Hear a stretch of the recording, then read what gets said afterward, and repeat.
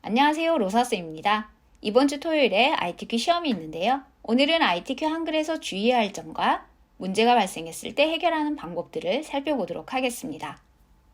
파일 이름은 수험번호 다시 성명으로 저장한다는 점 기억하시고요. 파일은 내 문서에 ITQ 폴더 안에 저장하게 됩니다. 그리고 시험에서 필요한 그림 파일도 내 문서 안에 ITQ 방 그리고 그 안에 픽처 방에 있다는 점 꼭 기억하시기 바랍니다. 자, 맨 먼저 용지 설정을 해야 하는데요. 용지 설정을 할 때 Alt, Shift, Enter를 눌러서 구역을 분리해야 합니다. 이때 컨트롤을 누르게 되면 구역이 분리되지 않고 페이지만 분리되어서 마지막 페이지에서 쪽번호를 넣으면 앞 페이지에도 모두 쪽번호가 들어가게 됩니다. 그래서 꼭 Alt, Shift, Enter를 해야 한다는 점 기억하시기 바랍니다. 한번 직접 실행해 볼게요. F7키를 누릅니다. 그리고 맨 먼저 용지의 여백을 설정하는데요. 위, 머리말, 꼬리말 아래쪽은 모두 10mm, 그리고 왼쪽과 오른쪽은 11mm로 설정합니다. 설정을 누르고 1점을 입력하고 엔터를 3번 누릅니다. 2점을 입력하고 엔터를 1번 누르고 이때 Alt, Shift, 엔터를 눌러서 이 페이지를 삽입합니다. 이렇게 Alt, Shift, 엔터를 누르면 하단의 상태 표시줄에 구역이 분리되었음을 알 수 있습니다. 3점을 누르고 엔터 3번, 4점을 누르고 엔터 1번 누릅니다. 그리고 Alt, Shift, 엔터를 눌러줍니다. 이렇게 해서 마지막 페이지에 갔을 때 3의 3구역, 3의 3쪽으로 표시가 되어야 합니다. 이제 1번 작업을 하기 위해서 맨 위로 올라가야 하는데요. 그때는 컨트롤 페이지업을 누르시면 됩니다. 그리고 1점 아래를 클릭하고 스타일 내용을 입력하시면 됩니다. 그리고 이 상태에서 한번 Alt S를 눌러서 저장하셔야 합니다. 맨 먼저 입력하는 작업은 스타일입니다. 스타일을 설정할 때는 가장 중요한 점이 글자 모양 설정 시 장편과 자간을 먼저 설정하고 그리고 한글 영문 글꼴을 설정해야 한다는 점입니다. 한번 살펴볼게요. 입력한 내용을 이렇게 범위로 지정하고 F6키를 누릅니다. 그리고 더하기를 눌러서 스타일을 추가합니다. 스타일의 이름을 입력합니다. 그리고 문단 모양을 클릭해서 지시된 내용을 설정합니다. 왼쪽 여백 10포인트, 문단 아래 10포인트 이렇게 설정하도록 되어 있다면 두 가지를 입력합니다. 만약 들여쓰기라면 들여쓰기를 이렇게 클릭하시면 됩니다. 설정을 클릭하고 글자 모양을 클릭합니다. 이때 글자를 누르지 않도록 주의하셔야 합니다. 스타일 종류가 글자로 설정되면 문단 모양이 적용되지 않고 삭제돼 버립니다. 그리고 이렇게 스타일 종류가 잘못 설정된 것은 수정할 수가 없습니다. 그래서 절대 글자를 누르지 마시라는 점 기억하시고요. 글자 모양을 클릭합니다. 이때 방금 전에 말씀드린 것처럼 장편과 자간을 먼저 설정합니다. 그리고 나서 언어를 변경합니다. 한글에서 도둠이라고 설정해 보겠습니다. 영문은 굴림으로 해볼게요.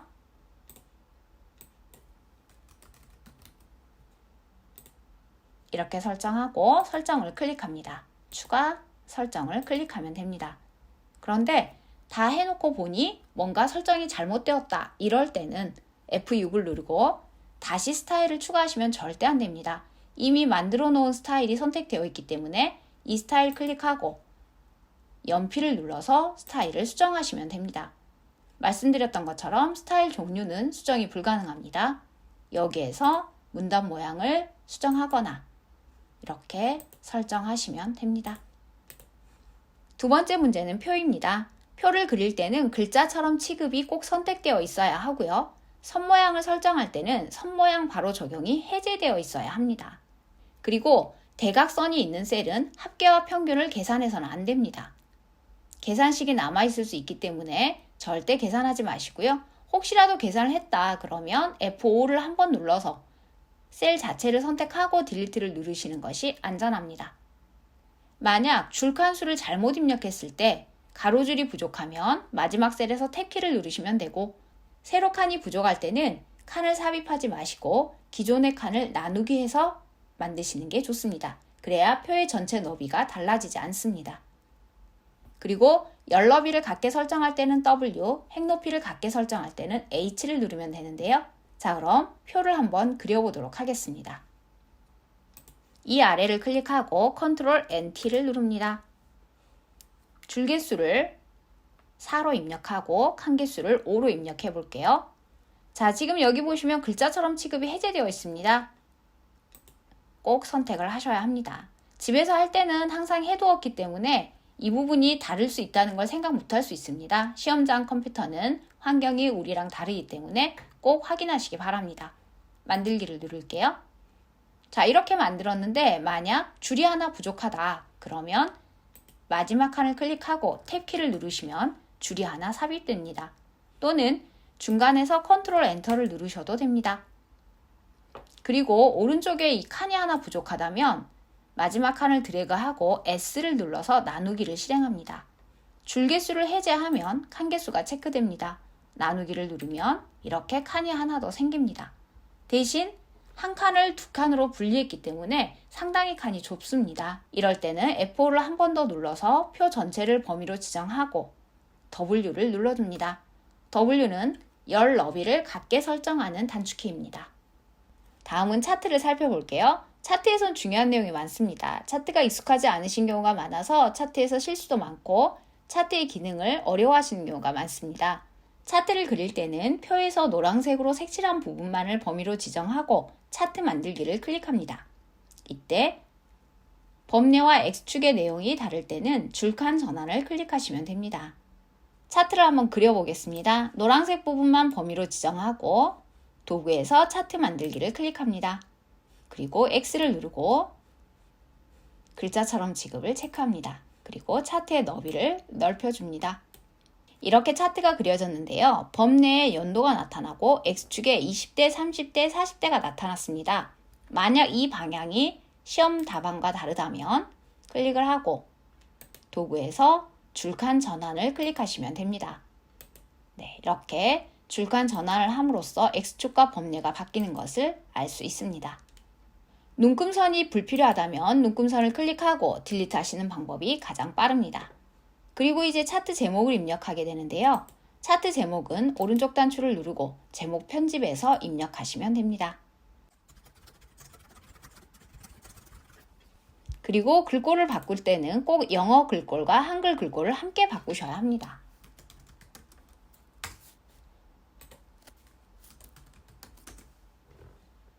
진하게 글자 크기 12포인트로 설정을 했습니다. 그리고 제목에는 테두리와 채우기 그리고 그림자를 설정하는 경우가 많습니다. 오른쪽 단추를 누르고 차트 제목 속성을 클릭합니다.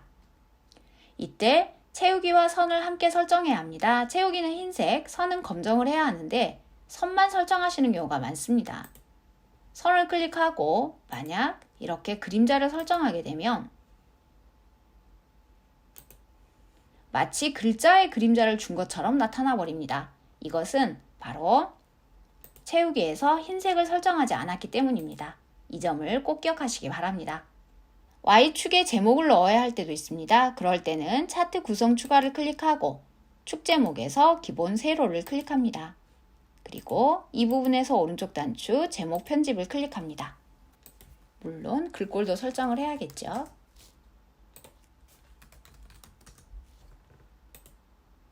그리고 나서 이 속성에 대해서 글상자를 클릭을 하고 글자 방향을 가로 또는 세로로 바꿔줘야 합니다. 시험지에서 제시된 대로 설정하시면 됩니다.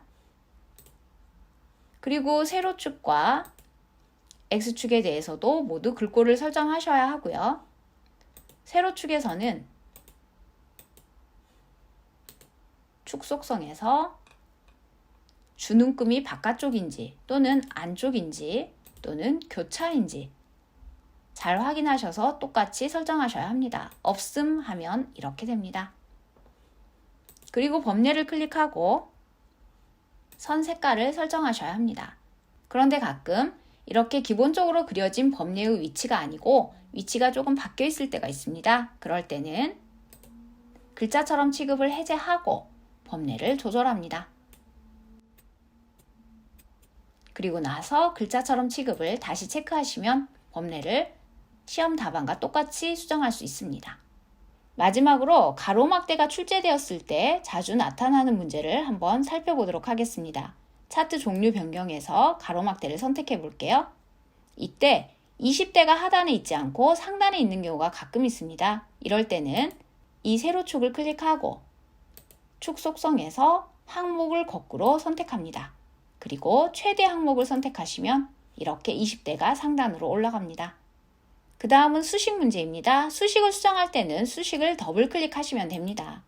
수식은 이러한 식으로 두 문제가 출제되는데요. 두 문제를 합쳐서 40점입니다.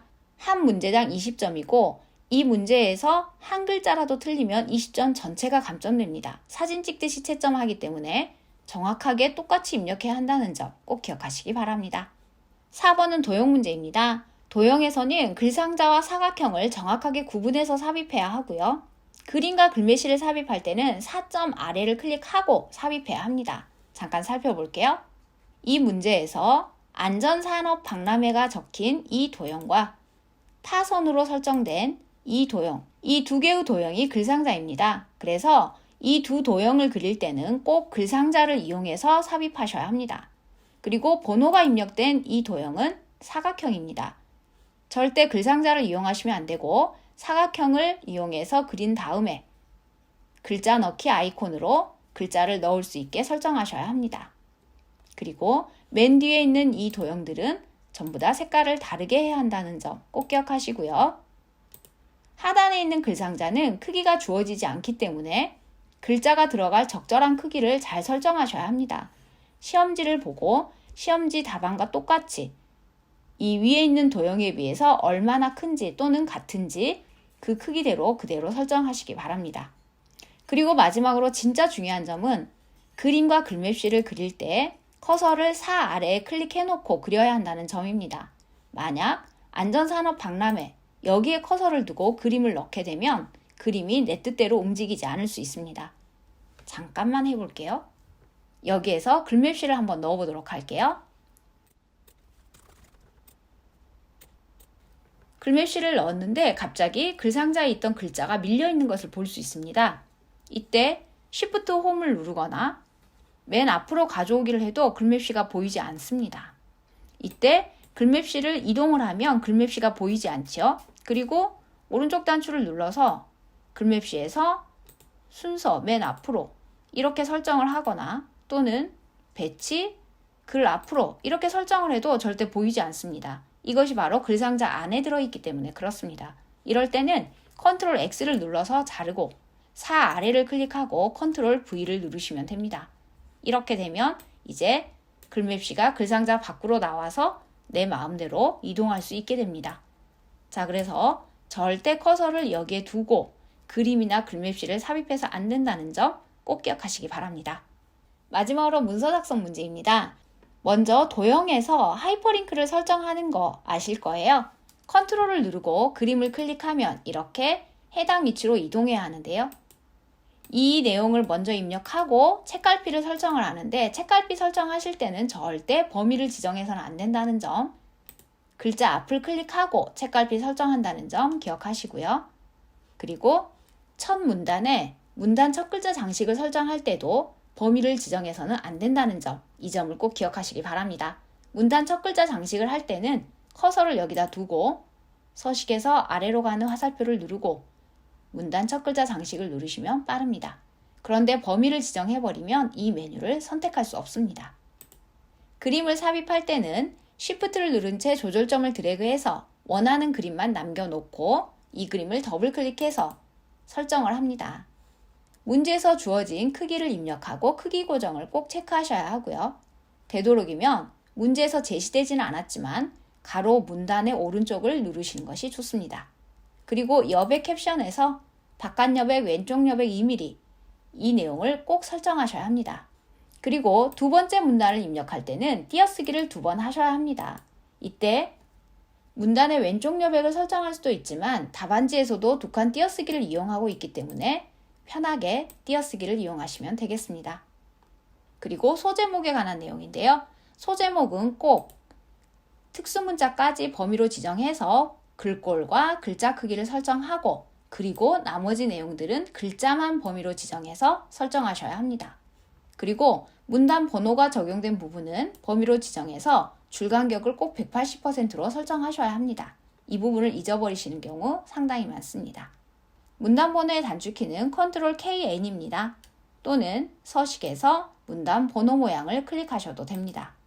1수준과 같은 모양을 고르시고 사용자 정의를 하시면 되는데요. 1수준과 같은 모양이 여기에 없다면 적당히 아무거나 선택을 하고 사용자 정의를 가시면 됩니다. 번호 서식에서 번호 모양을 고르고 너비 조정을 20의 오른쪽 이렇게 설정을 합니다. 이 수준을 클릭하고 또 번호 모양을 고르게 되는데요. 동그라미 1, 2, 3을 했을 때 번호 서식에 점이 있다면 이 점을 꼭 지우셔야 합니다. 그런데 꺽쇠 2는 절대 건드리시면 안 됩니다. 저기는 2라는 번호가 들어간다는 뜻이 아니라 이 수준의 번호 모양이 이 자리에 들어간다 이런 뜻입니다. 자, 이렇게 하고 너비 조정을 30의 오른쪽으로 설정합니다. 그리고 설정을 누르시면 됩니다. 자, 저는 취소를 할게요. 마지막 페이지에 있는 표는 이렇게 표 전체에 대해서 위아래는 이중선, 양쪽은 세로선이 없는 그러한 형태입니다. 그래서 F5를 3번 누르고 L 했을 때 선 모양 바로 적용이 꼭 해제되어 있어야 합니다. 이 부분이 선택되어 있다면 동일한 범위에 대해서 두 가지 선 모양을 한꺼번에 적용할 수 없답니다. 그래서 꼭 확인하시고요. 그리고 그라데이션도 정확하게 설정하셔야 합니다. 마지막으로 기관명이 있는데요. 기관명은 꼭 장평을 설정하셔야 합니다. 장평에 관한 부분을 잊어버리시는 경우도 상당히 많습니다. 장평 잊어버리지 마시고요. 자, 그리고 최종적으로 마지막 작업은 쪽번호입니다. 그런데 쪽번호를 만약 잘못 입력했다면 그때 쪽번호를 다시 그대로 입력하시면 안 되고 기존의 쪽번호를 꼭 삭제하셔야 합니다. 방금 전에 작업을 했으면 컨트롤 Z를 누르시면 되지만 다 해놓고 점검을 하다 보니 쪽번호가 5번이어야 하는데 6으로 입력이 되었다. 이럴 때는요. 기존의 쪽번호를 삭제하고 다시 넣으셔야 합니다. 쪽번호를 삭제하려면 보기에서 조판부호를 클릭합니다. 그리고 상단에서 쪽번호에 관한 조판부호를 삭제합니다. 백스페이스를 누르고 지움. 새 쪽번호도 백스페이스를 눌러서 지웁니다. 그리고 다시 쪽으로 가서 쪽번호 매기기를 클릭합니다. 번호를 정확하게 선택하고 번호 모양도 선택합니다. 그리고 줄표 넣기가 없다면 해제를 해야겠지요. 방향도 지정을 하고 넣기를 클릭합니다. 그리고 보기에서 조판부호를 다시 해제하시면 됩니다. 이렇게 쪽번호가 수정되었습니다. 자, 이렇게 해서 ITQ 한글 시험을 치를 때 꼭 기억하셔야 할 점들을 점검해 보았습니다. 제 블로그에 이 내용들이 있고요. PDF도 올려드릴 테니 PDF 인쇄해서 여러분들 시험 보기 전에 확인하시면 좋겠습니다. 자, 그럼 오늘 수업 여기까지 할게요. 모두 다 합격하시길 바랍니다. 감사합니다.